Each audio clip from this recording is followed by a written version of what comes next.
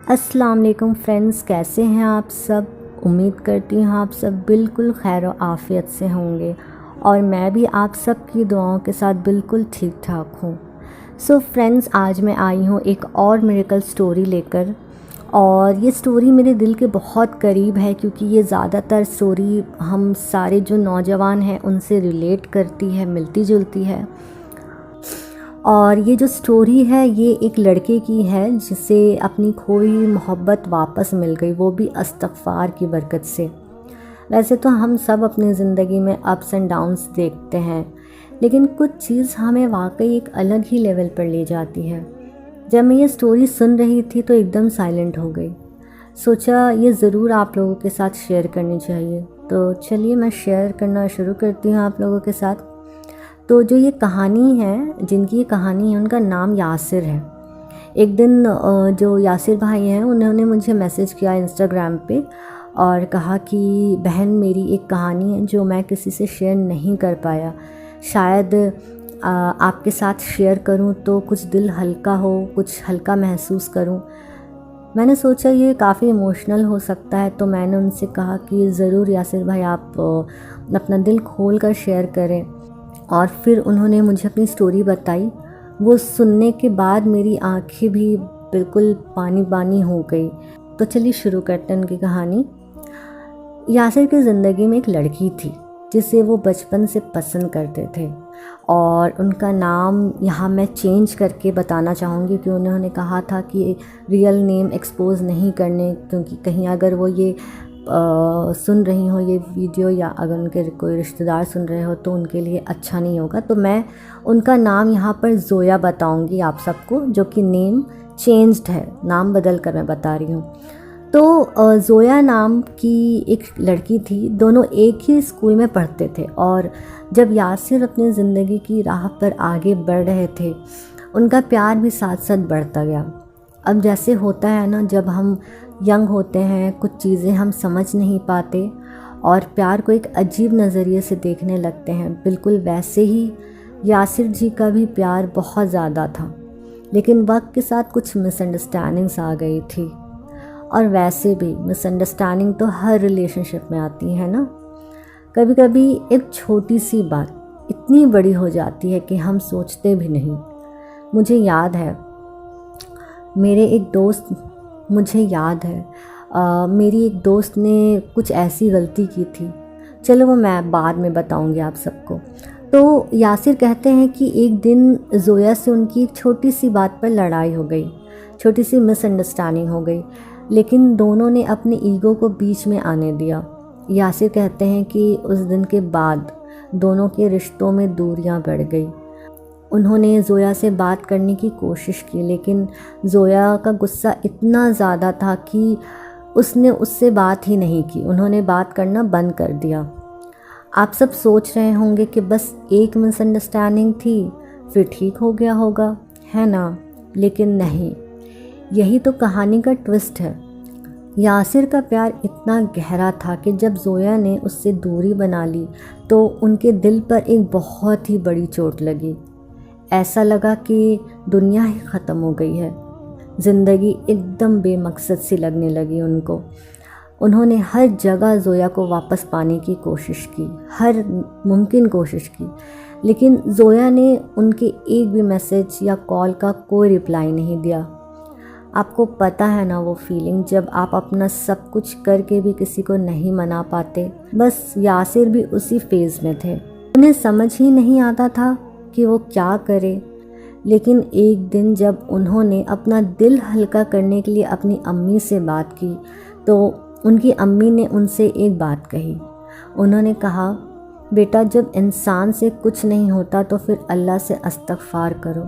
हो सकता है तुमसे कोई गलती हुई हो, अल्लाह तुम्हारी गलती को माफ़ कर दे और तुम्हारी दुआ कबूल हो जाए।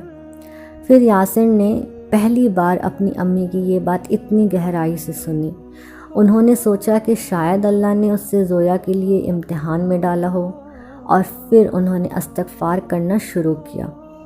हर दिन, हर वक्त, जब भी उन्हें घबराहट होती थी, जब भी उनका दिल दुखता था, बस एक ही सहारा था, इस्तग़फ़ार। यासिर का कहना था कि पहले तो उन्हें कुछ महसूस ही नहीं होता था, लेकिन धीरे धीरे जब वो इस्तिग़फ़ार करते थे उनके दिल का बोझ हल्का होने लगा। उन्हें लगने लगा कि उनकी लाइफ थोड़ी सॉर्टेड होने लगी है और वो ज़ोया के ख़यालों में कम मगन रहते थे और अपनी ज़िंदगी की तरफ ध्यान देने लगे। लेकिन अंदर से उनका प्यार कभी भी ख़त्म नहीं हुआ था। आप समझ रहे हो ना, जो प्यार इतना गहराई से किया हो वो ऐसे ही थोड़ी ना ख़त्म होता है। ये कहानी वहीं नहीं ख़त्म होती। जब अल्लाह का करम होता है ना तो वो एकदम अनएक्सपेक्टेड होता है। एक दिन जब यासिर अपने काम में बिज़ी थे, उनके फ़ोन पर एक मैसेज आया। उन्होंने देखा कि ये ज़ोया का मैसेज था। आप समझ रहे हो, ज़ोया जिसे उन्होंने बार बार कांटेक्ट करने की कोशिश की थी, अब उसने ख़ुद यासिर को मैसेज किया था। आप सोच रहे होंगे कि ज़ोया का मैसेज क्यों आया। यासिर कहते हैं कि ज़ोया ने उसे एक दिन रैंडमली याद किया और सोचा कि उनसे जो लड़ाई के बाद ईगो में आके दूरी बनाई थी वो गलती थी। उनका भी दिल उसके लिए कुछ सॉफ्ट होने लगा था और इसलिए उन्होंने यासिर से कांटेक्ट किया। मतलब अब ये किस्मत थी या अल्लाह का एक नया इम्तिहान था, ये तो सिर्फ अल्लाह जाने। लेकिन यासिर जी ने ये सब कुछ अपने इस्तिग़फ़ार की दुआओं का नतीजा माना। तो ज़ोया ने मैसेज करने के बाद यासिर से दोस्ती करने की कोशिश की और धीरे धीरे दोनों में अपनी पुरानी मिसअंडरस्टैंडिंग को क्लियर कर लिया। आपको पता है, यासिर का कहना था कि इस्तिग़फ़ार ने उनका दिल इतना हल्का कर दिया था कि वो ज़ोया को माफ़ करने के लिए भी रेडी हो गए थे। पहले जो ईगो दोनों के बीच में था वो अब कहीं नहीं था। इस्तिग़फ़ार ने यासिर के दिल को इतना नरम कर दिया था कि उसने सब पुरानी बातों को भुला दिया और फिर क्या, दोनों वापस दोस्त बन गए। सो फ्रेंड्स, ये तो होना ही था। जब दोनों के बीच प्यार इतना गहरा था तो दूरियां ज़्यादा देर तक थोड़ी ही रह सकती थी। लेकिन इस दफ़ा जो यासिर ने सीखा था वो ये था कि सब कुछ अल्लाह की मर्ज़ी से होता है। इस्तिग़फ़ार सिर्फ़ एक दुआ नहीं बल्कि अल्लाह के सामने अपनी गलतियों का एहसास करने का तरीका है। और जब आप सच्चे दिल से अपने गुनाहों के लिए माफ़ी मांगते हो तो अल्लाह आपको वही चीज़ वापस देता है जो आपकी किस्मत में होती है। फ्रेंड्स, आज की ये कहानी यहीं ख़त्म नहीं होती। यासिर और ज़ोया के बीच जो मिसअंडरस्टैंडिंग थी वो इस्तिग़फ़ार की बरकत से ख़त्म हो गई। प्यार वापस आ गया। लेकिन सबसे बड़ी बात ये थी कि यासिर ने अपने दिल को अल्लाह के सामने झुका दिया था। जब हम अपनी गलतियों का एहसास करते हैं और इस्तिग़फ़ार करते हैं तो अल्लाह हमें उन चीज़ों से भी नवाजता है जो हमने खो दी होती हैं। तो अगर आपके लाइफ में भी कुछ ऐसा चल रहा है या कोई छोटी सी मिसअंडरस्टैंडिंग है जो बढ़ती जा रही है तो ये वक्त है अल्लाह से इस्तिग़फ़ार करने का। और हाँ, ज़रूरी नहीं कि हर बार हमें वही चीज़ मिले जो हम चाहते हैं, लेकिन अल्लाह ज़रूर वही देता है जो हमारे हक़ में होती है और हमारे हक़ में बेहतर होती है। शायद आपको भी अपनी खोई हुई मोहब्बत वापस मिल जाए, क्या पता। वैसे आप लोगों के पास भी ऐसी कोई स्टोरी है तो ज़रूर कमेंट सेक्शन में लिखना या फिर मुझे आप लोग DM कर सकते हैं। मैं भी पढ़कर शेयर करने की ज़रूर सोचूंगी।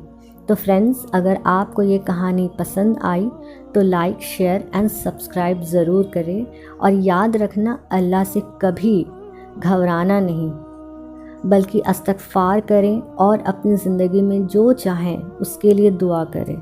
सो मिलते हैं एक अगली वीडियो में, तब तक के लिए अपना ख्याल रखिए। अल्लाह हाफ़िज़।